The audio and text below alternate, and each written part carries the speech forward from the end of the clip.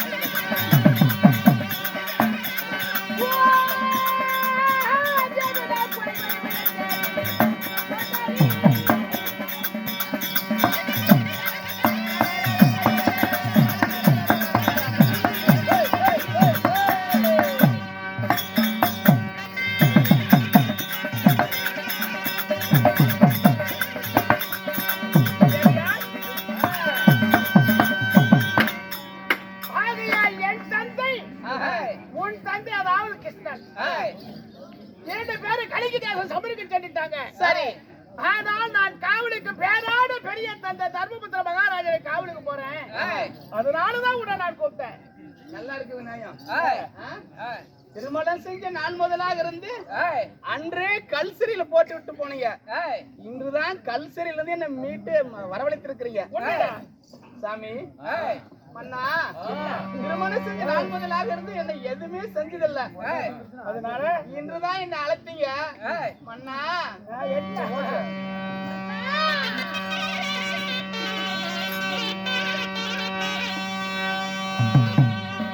மன்னா நம்ம மாட போறா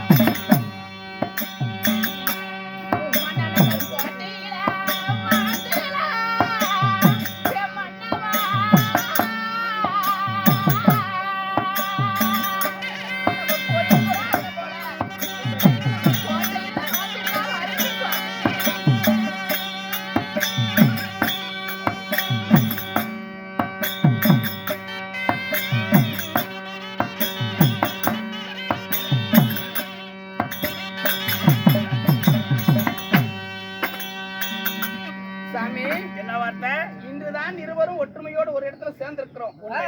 மாடப்புறா அண்ணன் போல நம்ம மாலையில வாழ்ந்திடலாம், கோயில் புறா அண்ணன் போல நம்ம கோட்டையில வாழ்ந்திடலாம்.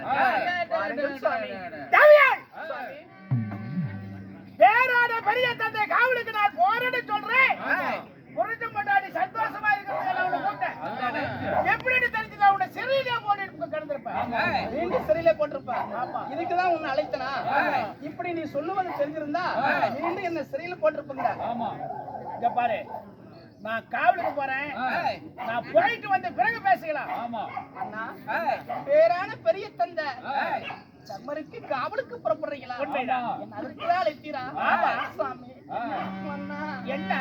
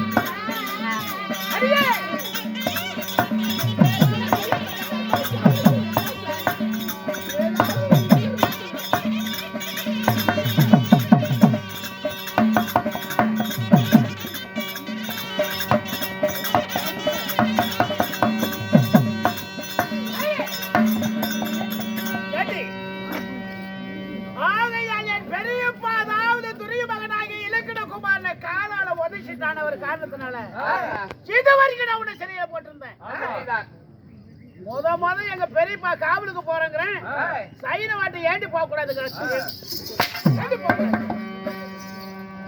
கல்லின்றாலும் கணவன், புல்லின்றாலும் புருஷன். தன் கழுத்துல தாலி கட்டனா தான் புருஷன், தான் கால் மாட்டில் வந்தா தான் பிள்ளை. ஊராம் பிள்ளை சொந்தமாகாது, ஊமத்தாம்பூ நம்மளுக்கு சதமாகாது. எனக்கு கணவர் தானே. இப்ப ஒவ்வொரு நாட்களா என்ன நடந்து கொண்டிருக்கிறது? சமர்காலம் நடந்து கொண்டிருக்கிறது, யுத்த காண்டம் நடந்து கொண்டிருக்குது. எத்தனை நாள் சண்டை நடந்துட்டு இருக்குது? 12. பொழுது விடிந்தா 13 நாள் சண்டை நடக்கின்றது. யுத்த காண்டம் நடந்து கொண்டிருக்குது.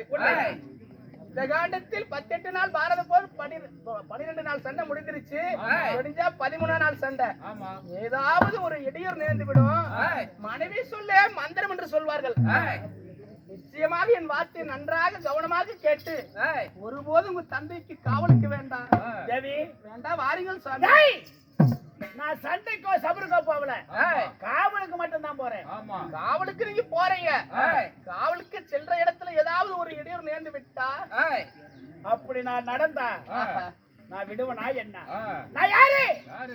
நான் யாரா? அதனால நான் வந்து உன்னை பாக்குறேன். அப்படியா? ஆமா. அதுக்கு சாமி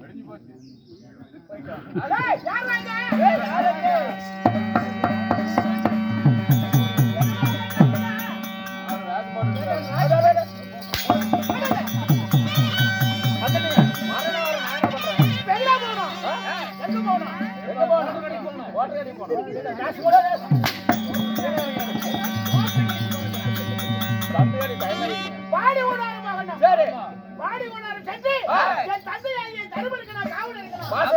எப்படி? புறப்படலாமா?